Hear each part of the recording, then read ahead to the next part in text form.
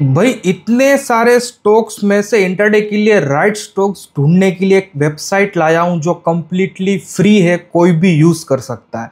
ये वेबसाइट है niftyindices.com। आज के वीडियो में मैं आपको प्रॉपरली एक्सप्लेन करूंगा कि किस तरह से इसको आपको यूज करना है। तो ध्यान से देखना। सबसे पहले देखो, यहाँ पे मार्केट डेटा पे होवर करोगे ना तो एक मेनू ओपन होगा, उसमें थर्ड ऑप्शन में आ जाओ, इंडेक्स मूवर्स।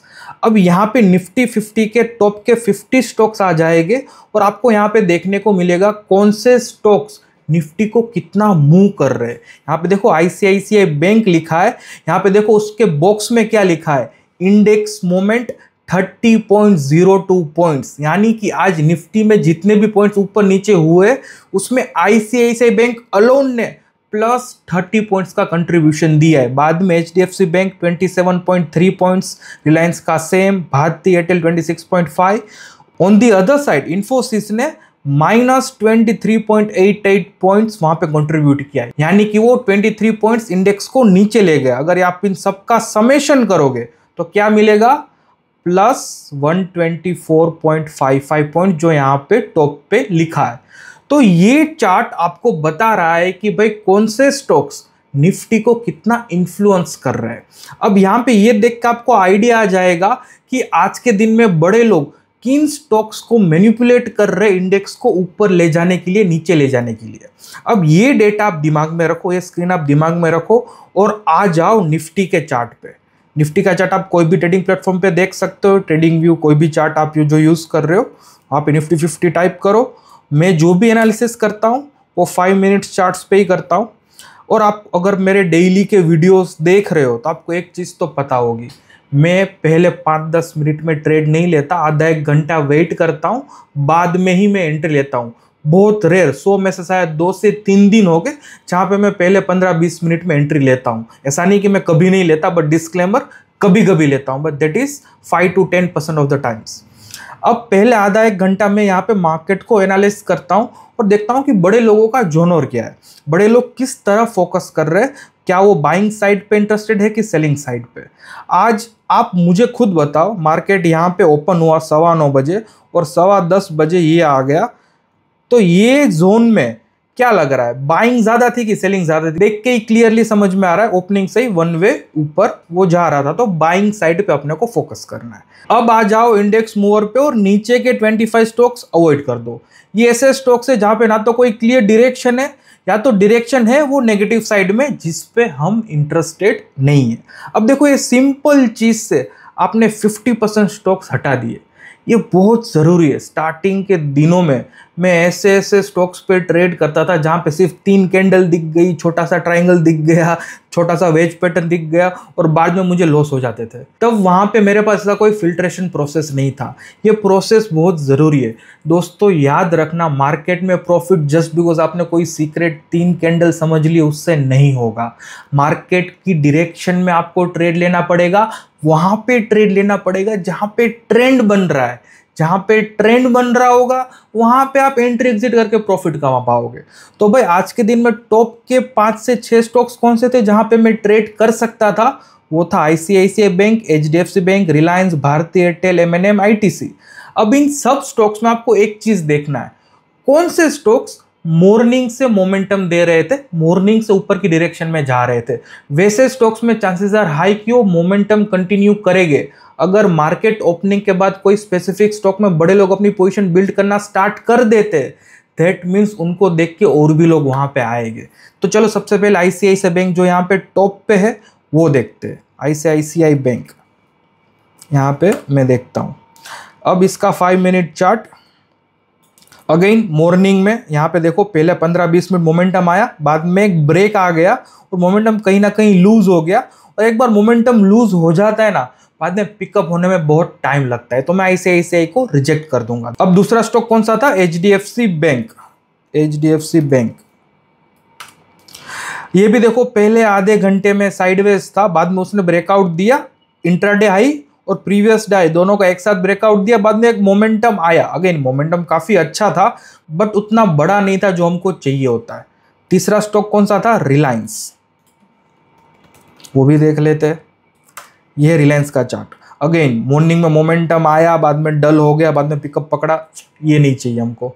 हमको चाहिए मॉर्निंग के बाद लगातार बड़े लोग इतने एग्रेसिवली बाइंग कर रहे हैं कि मोमेंटम डल होना ही नहीं चाहिए, ऐसे स्टॉक्स चाहिए हमको।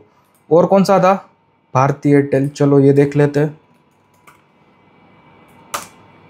ये देखो, ये होता है मोमेंटम। मॉर्निंग के बाद ओपन हुआ और डल हुआ ही नहीं, सिर्फ 2 रेड कैंडल आए थे, उसके बाद प्रॉपर ग्रीन कैंडल आया, वापस मोमेंटम रिचार्ज हुआ और बाद में वन वे मोमेंटम दिया। इतना बड़ा मोमेंटम आया। अब ये बड़े मोमेंटम में से मैं एक छोटा पार्ट ले सकता हूं। अगर मोमेंटम ही छोटा है तो मुझे बहुत एक्यूरेटली एंट्री एग्जिट करना पड़ेगा, जो नेक्स्ट टू इम्पॉसिबल है। मैं उतना अच्छा ट्रेडर खुद को नहीं मानता। मैं चाहता हूं कि भाई मेरे सामने विंडो ही इतनी बड़ी हो एंट्री एग्जिट की, अगर मैं कोई गलती भी करूं तो भी प्रॉफिट लेके बाहर आऊं। तो Bharti Airtel qualifies that criteria. उसके बाद कौन सा स्टॉक था?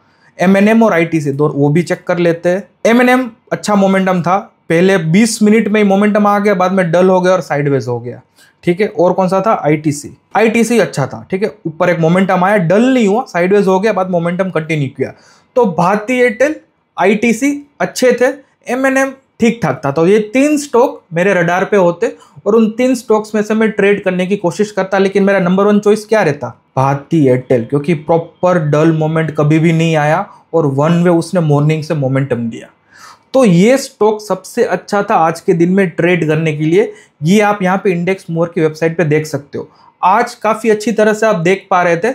बहुत बार क्या होता है, यहाँ पे जो एक कैलकुलेशंस होता है ना, वो 2 चीज़ें यहाँ पे निफ्टी इंडेक्सेस की वेबसाइट देखती है। स्टॉक का वेटेज उस इंडेक्स में और वो स्टॉक पर्टिकुलरली कितना % ऊपर नीचे हुआ है उस दिन।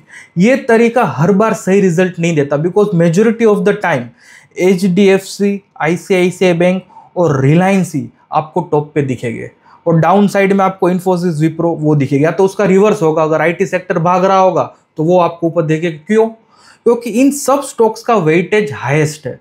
तो यहाँ पे आपको सीक्रेट टिप देता हूँ, ऐसे स्टॉक्स देखो यहाँ पे जो आ रहे टॉप के 5 ऊपर या टॉप के 5 नीचे, जो बड़े स्टॉक्स नहीं है, जैसे कि भारती एयरटेल हो गया, एमएनएम भी उतना बड़ा नहीं है, टाइटन हो गया, नेस्ले हो गया, ये बीच के स्टॉक्स अगर ऊपर एक्सट्रीम में आ जाते हैं ना, यानी कि भाई उन स्टॉक्स में आग लगी है। क्योंकि डेली बेसिस पे सबसे ज्यादा ट्रेडिंग रिलायंस, HDFC, ICICI में ही होगी, बिकॉज 2000 म्यूचुअल फ्रेंडली स्टॉक, सारे म्यूचुअल फंड्स उस पे ट्रेड हमेशा करते ही रहते हैं। तो आज के दिन में सबसे अच्छा स्टार कौन सा था? भारती एयरटेल। और आज मैंने क्या ट्रेड किया था? भारती एयरटेल। आप मेरी यहाँ पे एंट्री एग्जिट भी देख सकते हो। मैंने 10:30 बजे के बाद एंट्री ली थी, ठीक है, 9:15 बजे नहीं, 9:30 बजे नहीं, 10 बजे नहीं, 10:30 के बाद। अब यहाँ पे आप उसका चार्ट देखो भारती एयरटेल का। मेरी एंट्री कितनी थी? 10:37। मैं मेरी एंट्री यहाँ पे मार्क कर देता हूँ। मेरी एंट्री थी यहाँ पे। अब ट्रेडर्स, आप पहले का भूल जाओ, मैं आ जाता हूँ यहाँ पे जहाँ पे मैंने एंट्री ली। क्या ये क्लियरली आपको लग रहा है मॉर्निंग से वन वे ऊपर जा रहा है, मोमेंटम में आग लगी है, यहाँ पे वो क्लियरली बुलिश सिग्नल दिख रहा है। निफ्टी मुझे एट द सेम टाइम दिख रहा था मॉर्निंग में 10:15 बजे। ये भी यहाँ पे भी मैं आ जाता हूँ 10:35। ये देखो, ये दोनों पैटर्न मैच हो रहे हैं। निफ्टी भी वन वे ऊपर जा रहा है, भारती एयरटेल भी वन वे ऊपर जा रहा है। HDFC का मैच नहीं हो रहा था, रिलायंस का मैच नहीं हो रहा था, ICICI का मैच नहीं हो रहा था, भारती एयरटेल का मैच हो रहा था। And that is the reason मैंने आज इसमें ट्रेड किया था। अगेन, मैं निफ्टी की वेबसाइट यूज नहीं करता, बिकॉज बहुत बार वहाँ पे गलत रिजल्ट्स आते, लेट रिजल्ट्स आते। मुझे कुछ और भी इजी मेथड चाहिए। बट ये उन लोगों के लिए जो लोग मुझे बहुत बार कमेंट में पूछते हैं कि जब मेरे पास ट्रेड फाइंडर नहीं था तो मैं किस तरह से स्टॉक्स ढूंढता था। तो मैं मेरे करियर के स्टार्टिंग के दिनों में इस तरह से फ्री वेबसाइट का यूज करके स्टॉक्स को मार्केट के हिसाब से, मार्केट सेंटिमेंट्स के हिसाब से फिल्टर आउट करता था और पता लगाता था कि कहाँ पे रैली आ सकती है, कौन से स्टॉक आज ट्रेंडिंग हो सकते हैं। मैं किस तरह से ट्रेड करता हूँ, मैं यहाँ पे देखो, मेरी आप ट्रेडिंग देख लो। अगर आप फ्री वेबसाइट यूज़ करोगे आपको 50-60% एक्यूरेसी मिलेगी, लेकिन आप मेरी ट्रेडिंग देखोगे तो मुझे चाहिए कंसिस्टेंट रिजल्ट। मुझे प्रॉफिट बड़े नहीं चाहिए, मुझे दिन का 1-2 करोड़ नहीं कमाना है, मुझे प्रॉफिट छोटा कमाना है, but I want that I get consistent result. पिछला 1 साल का वेरीफाइड PNL है, आप खुद देख लो मेरी कंसिस्टेंसी। ये कंसिस्टेंसी आती है कि मैं राइट एनालिसिस करता हूँ और मैं फ्री वेबसाइट कम यूज़ करता हूँ, मैं डेटा ज़्यादा यूज़ करता हूँ। अब कौन सा डेटा यूज़ करता हूँ, यहाँ पे देख लो। यहाँ पे मैं आ जाता हूँ ऑप्शन अपेक्स में। अब देखो जब आप विजुअली निफ्टी 50 का चार्ट देखते हो ना, तो हर आदमी अलग तरीके से चार्ट देखता है। कोई आदमी के लिए जो ट्रेंड है, किसी के लिए वो रिवर्सल अपॉर्चुनिटी बन जाता है। कोई आदमी जिसको वहां पे पुल बैक मानता है, कोई आदमी उसको रिवर्सल की तरह देखता है। तो हर एक आदमी चार्ट को अलग अलग तरीके से देखता है। मैं चाहता हूं कि मैं चार्ट को उस तरीके से देखूं जिस तरीके से बड़े लोग देख रहे हैं। अब ये निफ्टी 50 का 3 मिनट चार्ट है। स्टार्टिंग में मैंने आपको बताया था मैं इंडेक्स एनालिसिस के लिए 5 और 3 मिनट्स यूज करता हूं, स्टॉक्स के लिए सिर्फ 5 मिनट्स। अब मैं 3 मिनट क्यों यूज करता हूं? बिकॉज ऑप्शन अपेक्स में यहाँ पे हर एक कैंडल जो आप देख रहे हो वो 3 मिनट्स की है, और यहाँ पे हर एक कैंडल के नीचे आपको यहाँ पे ग्रीन और रेड बार्स दिख रहे हैं। वो वॉल्यूम नहीं है, वो उस पर्टिकुलर कैंडल में बड़े लोगों ने किस तरह की पोजीशंस बिल्ड किए वो मुझे वहां पे दिख रही है। तो भाई मैं यहाँ पे आ जाता हूँ 10:35 तक, बाकी का मैं यहाँ पे स्लाइड कर देता हूँ। ये मैंने स्लाइड कर दिया। अब यहाँ पे देखो क्लियरली, यहाँ पे मुझे क्लियरली दिख रहा है कि भाई टोटल बुल डोमिनेंस, बड़े लोग यहाँ पे एग्रेसिवली बाइंग कर रहे हैं। मुझे कैंडल स्टिक देखने की जरूरत नहीं है। चलो आज तो क्लियरली दिख रहा है कि भाई कैंडल्स ऊपर जा रही है। बहुत बार कैंडल साइडवेज होती है, तब आप कैसे जज करोगे कि बुलिश पोजीशन बिल्ड हो रही है कि बेरिश पोजीशन? तो साइडवेज मार्केट में भी यहाँ पे नीचे आपको पोजीशन बिल्टअप से समझ में आ जाएगा कि बुलिश पोजीशन बिल्ड हो रही है कि बेरिश। तो यहाँ पे ये देख के मैंने डिसीजन बना लिया था कि आज अगर मैं कोई ट्रेड लूंगा तो कॉल ऑप्शन की तरफ लूंगा, ऐसे स्टॉक्स पे ट्रेड करूंगा जहां पे मुझे बुलिश सेटअप दिख रहा है। ठीक है, ये step number 1, 50% stocks filter out हो गए। बाद में मैं आ जाता हूं सेक्टर स्कोप पे। ये इन्फॉर्मेशन मेरे दिमाग में थी। अब देखो यहाँ पे बहुत सारे स्टॉक्स रेड है, ग्रीन है। ठीक है, नीचे आ जाओ। सबसे ज्यादा यहाँ पे बड़े लोग बाइंग सेलिंग कहाँ कर रहे थे? तो भाई आज खुद निफ्टी 50 में ही सबसे ज्यादा एग्रेसिवली बाइंग चल रही थी, यानी कि जो टॉप के 50 स्टॉक्स थे उनमें ही बड़े लोग बाइंग कर रहे थे। मैंने उस पर क्लिक किया। जैसे ही क्लिक किया सारे के सारे 50 स्टॉक्स मेरे सामने यहाँ पे आ गए। यहाँ पे मैं देखता हूँ आर फैक्टर हाईएस्ट कहाँ पे, जहाँ पे सबसे ज़्यादा आर फैक्टर होगा, यानी कि सबसे ज़्यादा बड़े लोग वहीं पे अपनी पोजीशन बिल्ड कर रहे हैं। यहाँ पे था भारती एयरटेल, जहाँ पे निफ्टी इंडेक्स में आपको यहाँ पे आईसीआईसीआई बैंक दिख रहा था, एचडीएफसी, रिलायंस, स्टार्टिंग में 3 दिख रहे थे। With the help of data वो सारे फिल्टर आउट हो गए और भारती एयरटेल टॉप पे आ गया। बिकॉज यहाँ पे हम परसेंटेज सिर्फ नहीं देखते, हम यहाँ पे इसके आज के डेटा को पिछले 20 दिन के डेटा से कंपेयर करके पता लगाते हैं कि रिलेटिवली सबसे ज़्यादा मनी कहाँ पे फ्लो हो रहा है, फ्यूचर्स ऑप्शंस कंबाइंड। तो जब हमने कंपेयर किया रिलेटिवली, तब हमको भारती एयरटेल क्लियरली समझ में आ गया कि वो एचडीएफसी, आईसीआईसीआई बैंक से ज़्यादा एग्रेशन दिखा रहा है। आर फैक्टर देख लो हाईएस्ट है, सिग्नल अपसाइड है। तो मुझे वो कंफ्यूजन दिमाग में रखने की ज़रूरत नहीं है। जब मैं निफ्टी एनालिसिस की वेबसाइट यूज़ करता हूँ, यहाँ पे मुझे क्लियरली सिंपल तरीके से सारी चीज़ें समझ में आना स्टार्ट हो जाती है। भारती एयरटेल मैंने चूज़ किया, उसका चार्ट वापस लगा लेते हैं। आया, ठीक है, डल मोमेंट आया, अगेन अपर मोमेंटम आया, मैंने यहाँ पे एंट्री ले ली। अगेन मेरी एंट्री परफेक्ट नहीं थी, परफेक्ट एंट्री यहाँ पे होती। जब ये 2 रेड बार को एक ग्रीन बार खा गया, मुझे एंट्री यहाँ पे लेनी चाहिए थी, बट ओके मैंने एंट्री थोड़ी लेट कर दी। अगर अर्ली एंट्री लेता तो प्रॉफिट थोड़ा ज़्यादा होता, बट दैट्स ओके। मैंने एंट्री यहाँ कहीं पे ली और बाद में एंट्री लेने के बाद अच्छा खासा मोमेंटम आया। एक बहुत बड़ी ग्रीन कैंडल आई, बाद में एक रेड कैंडल भी बड़ी आई और बाद में स्टॉक साइडवेज हो गया।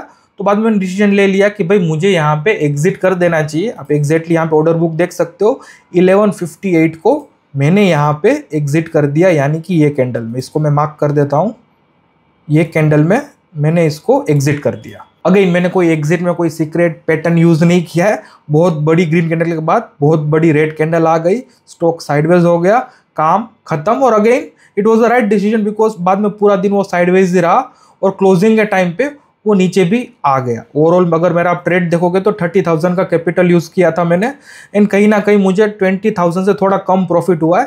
That is okay. मेरा यहाँ पे गोल ये नहीं है कि मुझे मेरा कैपिटल डबल ट्रिपल करना है daily. Goal is that small profit हो, but focus is on my consistency. अगर लॉसेस हो रहे जो मुझे होते तो वो मुझे छोटे रखने हैं। लॉसेस मुझे भी होते, कभी भी ये मत समझना। अगर आप कोई भी वेबसाइट देख रहे हो, चाहे वो निफ्टी इंडेक्स हो, ट्रेड फाइंडर हो, वर्ल्ड की कोई भी वेबसाइट हो, कभी भी वो 100% एक्यूरेट नहीं हो सकती। हमेशा रिस्क मैनेजमेंट पे फोकस करना, तभी आप ट्रेडिंग में टिक पाओगे। नहीं तो एक गलती और आप पिछले 10-15 दिन के प्रॉफिट्स मार्केट को दे दोगे। आपको उस तरह से ट्रेड नहीं करना है, आपको ऑपोजिट ट्रेड करना है। कि अगर एक गलती हो तो इतना बड़ा प्रॉफिट ना जाए, बल्कि अगर एक अच्छा प्रॉफिट आए ना तो आपके पिछले 10 से 15 लॉसेस रिकवर होने चाहिए। उसको बोलते हैं right risk management. Risk management कैसे करना है उसके ऊपर मैं एक वीडियो बनाने वाला हूं, उसके लिए चैनल को सब्सक्राइब जरूर कर लेना और इस वीडियो को लाइक और शेयर जरूर करना। देखो, कम्युनिटी में जितने भी लोग यहाँ पे ट्रेड करते हैं, यहाँ पे बहुत सारे लोग अपने लर्निंग शेयर करते हैं, उन लोगों ने क्या ट्रेड किया, क्या एनालिसिस किया, तो मेक श्योर करो कि आप इनसे सीखो। देखो, जो मैंने आपको स्टार्टिंग में एक्सप्लेन किया था सेंसेक्स में, ये यूजर ने यहाँ पे सेंसेक्स पे ट्रेड किया था। एग्जैक्टली क्या ट्रेड किया था यहाँ पे, उसके कॉल ऑप्शन ट्रेड किए थे सेंसेक्स के। सो किस तरह से आप ऑप्शन अपेक्स यूज कर सकते हो, क्या ट्रेडर्स गलतियां कर रहे हैं, क्या वहां पे वो सीख रहे, वो सारी चीज यहाँ पे शेयर करते हैं। तो अगर आप ट्रेड फाइंडर खरीद रहे हो, अभी वीकेंड आने वाला है, तो मेक श्योर करो कि आप इन सब चीजों को सीखो, प्रैक्टिस करो और यहाँ पे जो लर्निंग सेंटर है उसका मैक्सिमम फायदा उठाओ। ट्रेड ट्यूटर, स्ट्रेटेजीज वीडियोस, जो स्ट्रेटेजीज में यूज करता हूँ, जो कॉन्सेप्ट्स में डेली ट्रेडिंग के लिए यूज करता हूँ, ये सारे वीडियोस को 1 से 2 बार देखो, बाद में 1 हफ्ता वहां पे उन सारी चीजों पे एनालिसिस करो और बाद में स्मॉल कैपिटल से स्टार्ट करो। कभी भी पूरा का पूरा कैपिटल एक ट्रेड में मत डालो, रिस्क मैनेजमेंट पे फोकस करो। जब आप इस तरीके से ट्रेडिंग में आगे बढ़ोगे तब आपको आपकी ट्रेडिंग में इंप्रूवमेंट्स दिखना स्टार्ट होंगे। आई होप आज के वीडियो में आपको बहुत सारी चीजें सीखने को मिली होगी। अच्छा लगा डू लाइक एंड शेयर। आज के लिए इतना ही, मिलते हैं नेक्स्ट वीडियो में जल्दी ही।